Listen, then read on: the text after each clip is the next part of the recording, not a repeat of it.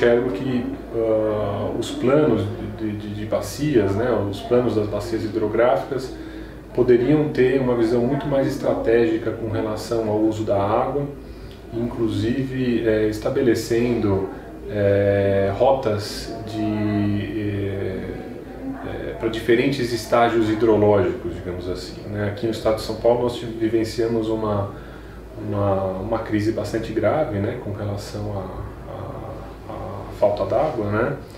E na minha visão faltou uma discussão prévia do Comitê de Bacias sobre esse cenário e uma construção bastante pragmática de quais seriam as ações e rotas a serem seguidas em situações como essa. Então, o plano de bacia ele deixa de ter um caráter estratégico para olhar essas situações de emergência, de escassez, para ter uma visão mais generalista, que muitas vezes não pode ser invocado como a voz do comitê em situações que exigem respostas rápidas e mais objetivas, né, com relação às situações do uso da água. O que acho que ainda não temos, que eu não sei exatamente como, é um plano B, né? Porque a gente não tem plano nenhum que eu entenda assim da emergencialidade. Se parar de novo de chover, ainda não tem, apesar dessas obras que foram feitas aí, né? Ou iniciadas, ou aí que foi essa decisão de gabinete, né? Que foi feita. Então, nós tivemos aqui o evento da crise hídrica, né? A crise hídrica se iniciou no final de 2013, né? E se estendeu até princípios de 2016. Então, digamos, foram 2 anos e meio de crise hídrica que nós chegamos aqui na região. Fortíssima, a pior que houve historicamente, não há dúvida. Mas a participação do comitê nessa crise hídrica foi uma participação pífia. Tá? Não, diria assim, foi uma ausência do comitê. Reflexo da pouca importância que se dá a esse fórum dentro das discussões de algo que era fundamentalmente um negócio desse comitê, né?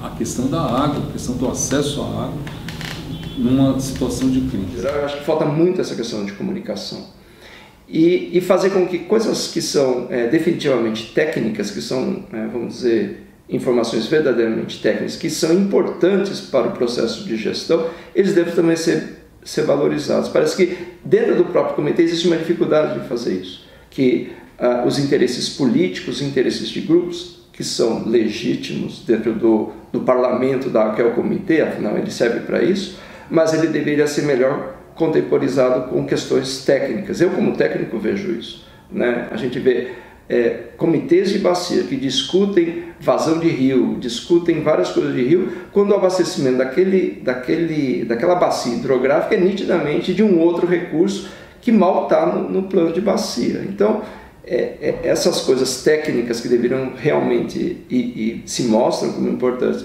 eu acho que tem um problema de comunicação dentro do próprio comitê, de pessoas que vêm de várias experiências, que é ultra legal dentro do comitê, mas eu acho que precisa existir uma equalização disso. Olha, um segmento importantíssimo está faltando, que são os movimentos de moradia, que antes participavam, eles excluíram. Por exemplo, a Lei Geral de Mananciais, que é a 9866, lá no seu artigo 7º, garante a participação da Sociedade de Amigos de Bairro e movimentos de moradia. Tem um item específico, né, dessa participação.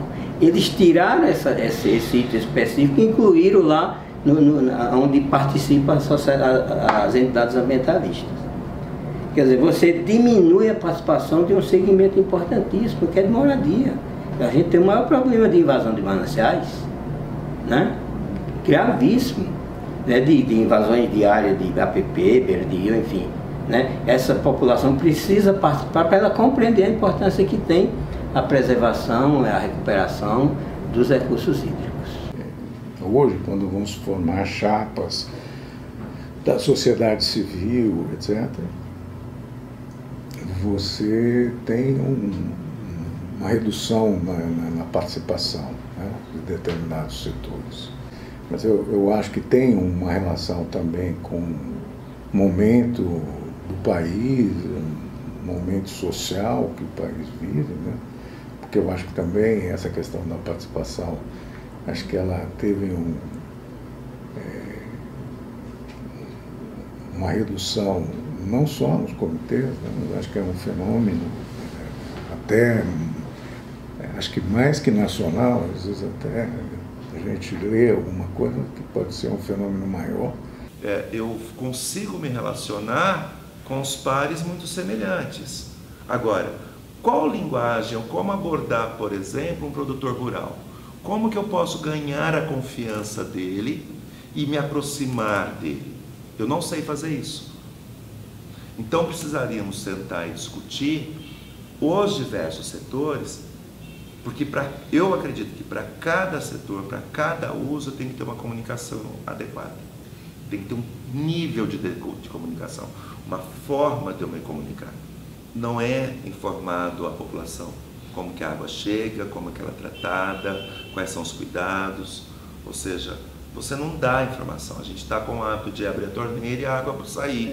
Até há 2 anos atrás, teve diversos percalços, principalmente com a introdução do cobrança da água. Talvez o comitê foi montado até atropelado, talvez, de tal forma que os municípios contribuíam financeiramente para a manutenção do comitê, só que na hora que falou está instalada a cobrança d'água, os municípios praticamente deixaram de contribuir e passou uma fase muito triste. Até a situação dos diretores colocarem financeiramente para sustentar a estrutura. Tivemos 2014 e 2015 da falta das chuvas, etc. Nós verificamos que, efetivamente, o governante ainda não está ciente ou não tem um compromisso com o comitê. Então. Nós, nesse período que eu participei, nós participamos de desenvolvimento de algumas leis específicas onde buscassem dar a devida orientação, a devida diretriz de como proceder, né? E eu acho que até aí o comitê tem um papel muito importante e faz isso muito bem. Eu acho que fica alguma coisa a mais, como fiscalizar. É lógico que não fica só na mão do comitê, né? Porque uma lei, ela não é de responsabilidade de fiscalização do comitê. Mas nós temos esse papel também, se não fiscal, mas de apontar as falhas, os erros e tal. Isso ainda percebo muito pouco dentro dos comitês. Eu percebo muito forte a parte das diretrizes, do desenvolvimento, dos estudos, das propostas. O que o comitê busca, ele não consegue com seus pares atingir, uma vez que as prefeituras são distantes. Muitas vezes, como representante do comitê, eu não consigo sensibilizar o meu governo em relação ao problema, e esse é um problema recorrente. Vejo que existe na sociedade civil uma fragmentação também forte entre os usuários e a questão de quem desenvolve projetos, ONGs, mecanismos. Ainda não existe uma ação articulada.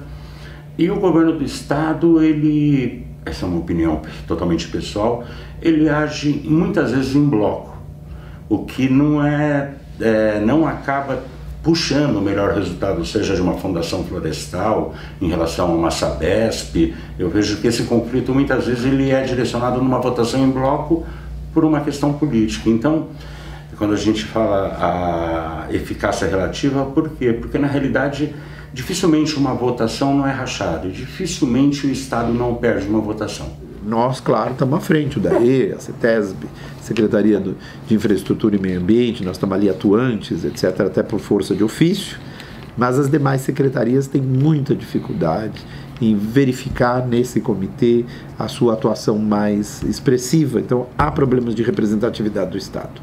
Dos municípios, eu já disse, há um desinteresse. E da sociedade civil, por via de consequência, não conseguiu se tornar um polo representativo, com representações, em alguns casos, não vou dizer em todos, muito atomizadas, de grupos muito específicos dentro desse conjunto de bacias, de modo que você não conseguiu fazer o objetivo inicial. O objetivo inicial do sistema era trazer o território para a política. Essa é a visão, não é porque eu sou urbanista e arquiteto. Eu tenho que trazer o território porque só protege quem está lá. É a velha história que só toma conta quem usa. Como os nossos parques. A gente diz, como é que eu protejo os parques? Deixe usar uma parte dos parques, que os caras vão tomar conta. Se eu seguro os parques da sociedade, então vão invadir, vão tirar, vão retirar, e fica muito difícil de proteger. Do mesmo modo, a água. A ideia era trazer a população para perto da política de água. Essa capacidade de influenciar esses fóruns de discussão também é imprescindível para que a gente possa, de fato, fazer política de saúde pública dentro de espaços mais amplos do que não só o setor específico da saúde, né? Dentro do Sistema Único de Saúde é onde nós atuamos diretamente, né? Mas é importante que o Sistema Único de Saúde ele possa estar também conversando dentro dos comitês. Tanto é que nós criamos já há bastante tempo um programa aqui específico que é o SUS nos CBHs, né, nos comitês de bacias hidrográficas, e que é interessante, que permite que nós possamos ter essa relação, né, esse diálogo entre uma estrutura, né, um sistema de saúde e um sistema específico de gestão integrada de recursos hídricos. Interessante. Eu acho que o mais difícil de tudo na questão da governança foi sempre o papel federal. A federação foi muito mais difícil de entrar por causa dos comitês interestaduais que tinham ranço ainda, na CEIVAP, sei não sei o que tinha um ranço também dessa concentração das decisões, da política, né, muito forte em Brasília. Isso não passava nos comitês federais. E aí também há o mesmo problema que a gente enfrentou em 91 aqui, com aqueles grupos de gestão da água, quem cuidava de água subterrânea, quem cuidava de águas superficiais, da questão da energia. Esse mesmo conflito que a gente viu em São Paulo, de 91 a 97, também se reproduzindo depois da lei federal. Então é um ajuste, era uma coisa muito nova, né? E hoje a gente vê essa adequação. A eficácia de você poder pegar os recursos, por exemplo, da cobrança da água, da compensação ambiental que existem, e empregá-los, né, usá-los em projetos que beneficiem a sociedade como um todo, esse processo está indo bastante devagar, porque, por um lado, a regulamentação, as normas são boas para evitar que esse dinheiro se escoa pelo ralo, fazendo uma analogia, para que o dinheiro escoa pelo ralo, mas, ao mesmo tempo, eles engessam muito o processo. Então, fica muito difícil para prefeituras, para organizações da sociedade civil e muito menos para associações comunitárias poder ter acesso a esse recurso. Os comitês, de uma maneira geral, né, o que acontece? Eles têm um poder deliberativo, e é forte esse poder deliberativo, mas ele tem um poder executivo muito baixo, né? Ou seja, você tem o poder de decidir o que fazer, mas não tem o dinheiro para fazer, né? Então, se a gente for olhar, você não tem a receita econômico-financeira para poder implementar as ações.